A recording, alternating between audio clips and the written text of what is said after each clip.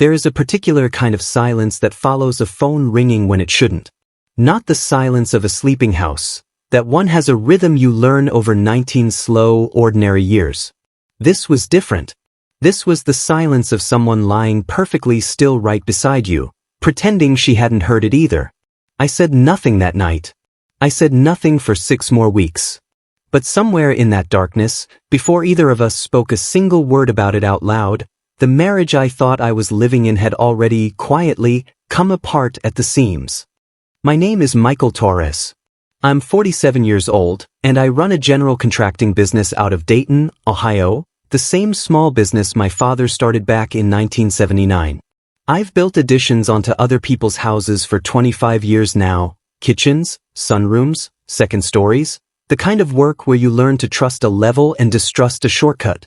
I've been married to my wife Denise for 19 years. We have 2 kids, Ethan and Claire, both away at college now, both raised in the same brick house on Delwood Avenue that I still wake up in every morning. I tell you all of this because what happened to me could have happened to anyone. I wasn't looking for trouble.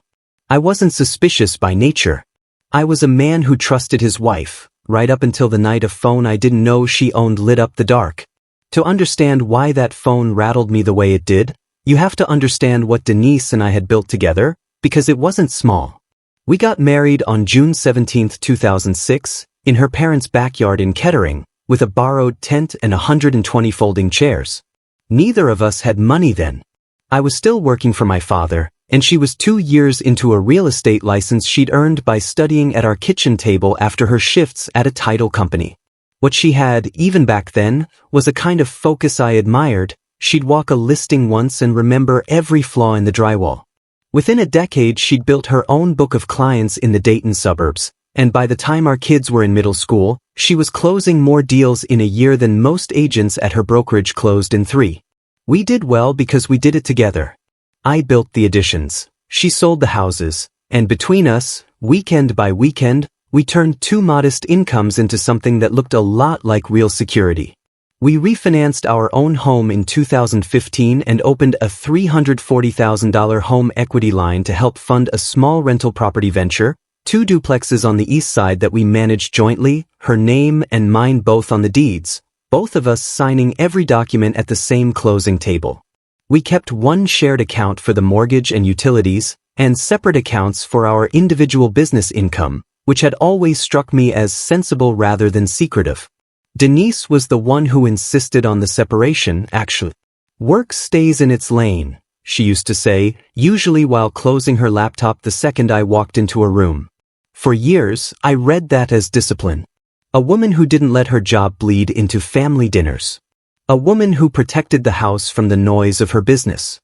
She also carried a second phone, strictly for clients, she told me, back when we first opened the rental accounts in 2015. Real estate people juggle showings and lockbox codes and buyers who text at all hours, and I never questioned it, because it made sense on paper, and because Denise had never given me a reason to look for the sense underneath the sense. That's the part one keep coming back to now. Not the phone itself. The years of practiced boundary that made the phone look ordinary. By the spring our daughter Claire left for her sophomore year, Denise and I had been married 19 years, raised 2 kids, built a rental portfolio, and never once raised our voices at each other in front of them. We were, by every visible measure, the couple other people pointed to. That was still true on the surface the night the second phone rang at 2:04 in the morning. It just wasn't true underneath anymore, and I didn't know that yet. It was a Tuesday, February 3, 2026, and I remember the date because I'd woken up already annoyed about a supplier delivery I had scheduled for 7 that morning. At 2:04 a.m., a phone buzzed on Denise's nightstand, not her regular phone, the one that had lived face down in her purse for a decade. This one lit the ceiling blue for a full 3 rings before she reached over and silenced it without so much as glancing at the screen. That was the first thing that struck me. Not the ringing. The not looking. "Client emergency," she said into the dark, already rolling back onto her side. Someone's inspection fell through. I didn't press her. I want to be honest about that. I believed her, mostly the way you believe things you've had no reason not to believe for 19 years. But the next morning, over coffee, I asked, casually, who'd called.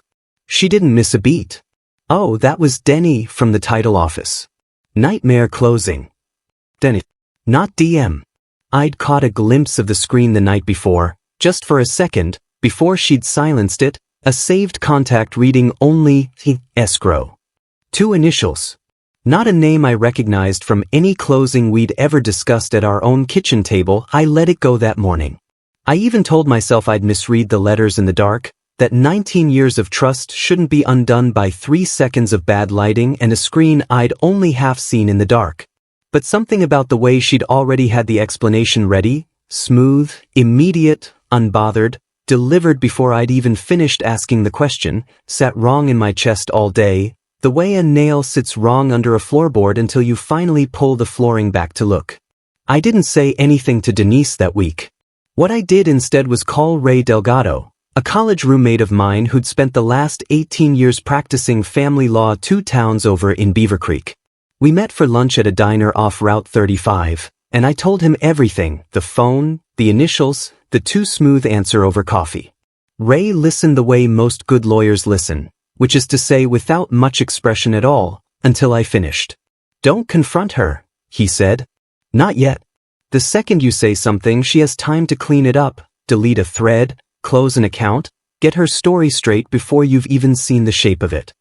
He tore a small corner off his paper napkin, the way he used to do back in college whenever he was working something difficult out in his head.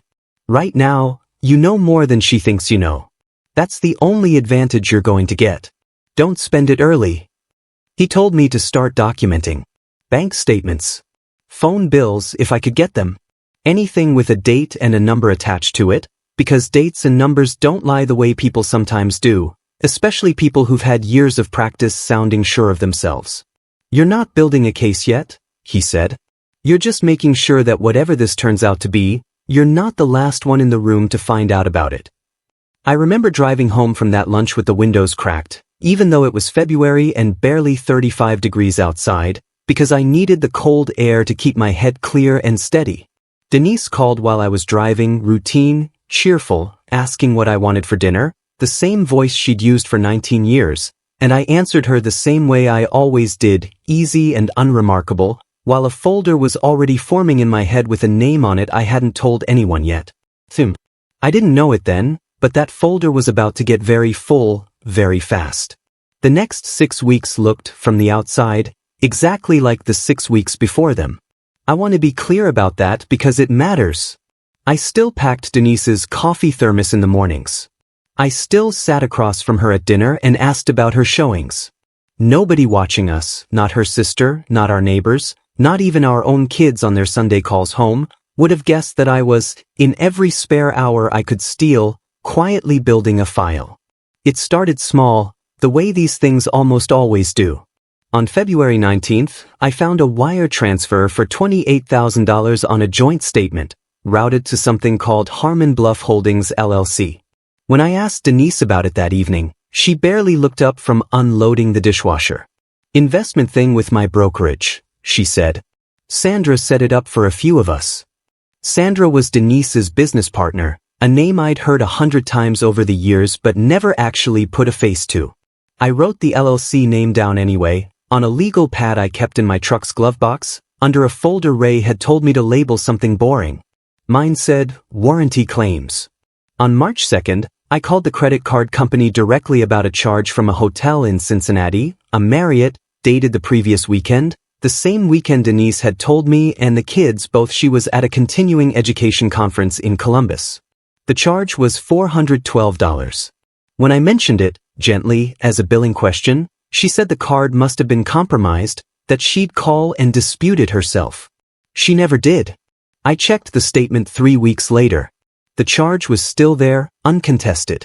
On March 14th, I drove past the address listed for Harmon Bluff Holdings, out of nothing but restlessness, and found a small office suite 2 floors above a dry cleaner, the kind of place that rents by the month to businesses that don't need much space because they don't do much business in person.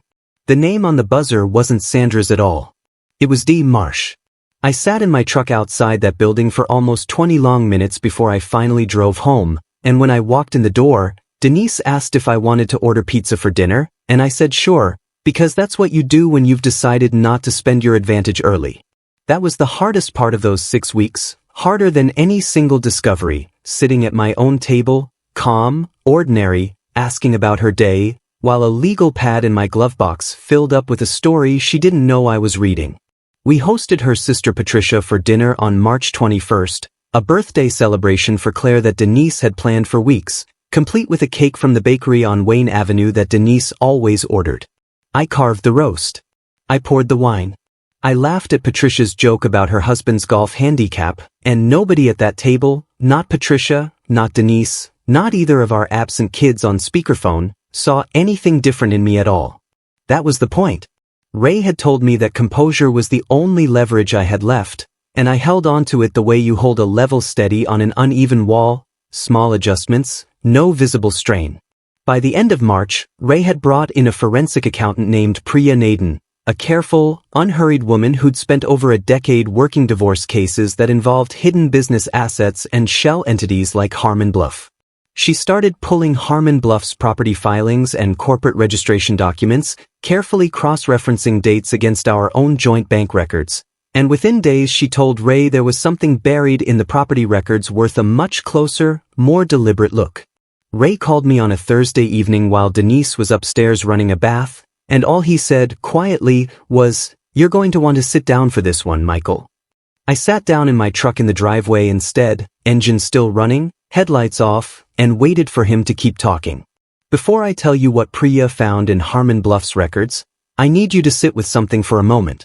That name on the buzzer, Marsh, wasn't just a name attached to a phone that rang at 2 a.m. It was attached to a deed. A real one, filed with the county, dated 11 months earlier, with 2 names on it. One was D. Marsh. The other name was Denise's. Not as a witness. Not as an agent. As a co-owner. I hadn't seen that yet, sitting in my truck that Thursday night. But I was about to. I didn't plan to say anything at the reception. I want to be honest about that too. I told myself I'd wait until we were home, until it was just the 2 of us. But then Denise's mother, beaming, asked me across the dessert table how the investment property with Denise's partner Sandra was coming along, and Denise laughed, easy and bright, and said, "It's doing wonderfully, actually." I set my plate down slowly. "Which partner?" I asked quietly, "Sandra or David Marsh?" The tent didn't go silent all at once. It went silent in pieces, first Patricia, then Denise's father, then Denise herself, the color leaving her face in a way I had genuinely never seen in 19 years of marriage. Her mouth opened. Nothing organized came out of it. "Michael." "I have the deed," I said. "I have the wire transfers. I have the hotel in Cincinnati. I'm not asking you here because I want a scene. I'm telling you here because I'm done being the last one to know." Denise didn't cry, not right away. She stood very still, the way you stand when the ground has genuinely moved beneath you and you're waiting to see if it's finished moving. Around us, 20 feet of assembled family watched a composed woman's careful architecture come apart in real time, without a single raised voice from me to help it along. Ray filed the divorce papers the following Monday, May 11th, exactly as planned weeks before that tent ever went quiet. Because the filing already existed, prepared and reviewed, there was no scramble for Denise to exploit. The home equity line, the 2 duplexes, and the house on Delwood Avenue were all addressed in the filing, with Priya's forensic report attached as an exhibit documenting 3 years of diverted marital funds. Denise's attorney tried, briefly, to frame Harmon Bluff as a legitimate investment unrelated to our marriage. That argument lasted exactly as long as it took the court to review the deed listing her as co-owner alongside David Marsh, and the phone records placing calls between them at hours no closing ever required. By August, the court had ordered a full accounting of the diverted funds and awarded me the equity in our home and a controlling interest in both rental properties. Word travels fast in a real estate market our size. Sandra, her actual business partner, ended their partnership within the month once the filings became public record. Denise's client list, built over 2 decades of careful reputation, thinned considerably by fall. I don't say that with satisfaction. I say it because it's what happened, the way things happen when the truth finally catches up to the version someone's been selling. I kept the house on Delwood Avenue. I still wake up there every morning, same as always, except now the silence in it means exactly what it sounds like. People still ask me sometimes if I regret waiting those 6 long weeks instead of confronting her the very night the phone first rang. I don't. Trust isn't broken in a single phone call at 2 a.m.